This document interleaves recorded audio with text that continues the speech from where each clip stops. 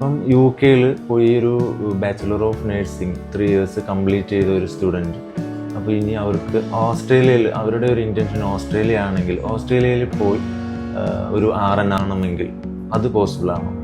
UK-ന്ന് BSc nursing complete ചെയ്ത ഒരു കുട്ടിയാണെങ്കിൽ അവർക്ക് ഓസ്ട്രേലിയൻ ലൈസൻസ് ഈസി ആയിട്ട് കിട്ടും. ഒരു പാത്വേ ഉണ്ട്.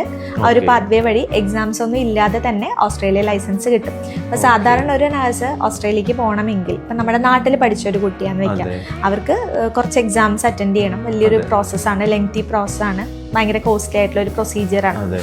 അത് ചെയ്യുന്ന ആ ഒരു ടൈം പോലും അത് ചെയ്യുന്നതിന് ഏകദേശം ഒരു 1 year വേണ്ടി വരും. പക്ഷേ UK-ൽ പഠിച്ച ബാച്ചിലർ ഹോൾഡേഴ്സ് ആണെന്നുണ്ടെങ്കിൽ അവർക്ക് വിത്തിൻ 2-3 months അവർക്ക് ഓസ്ട്രേലിയൻ രജിസ്ട്രേഷൻ എടുക്കാൻ പറ്റും. ഒരു എക്സാംസും വേണ്ട.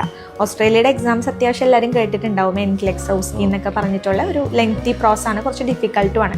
പക്ഷേ ഇങ്ങനെയുള്ള കുട്ടികൾക്ക് അതിൻ്റെ ആവശ്യമില്ല.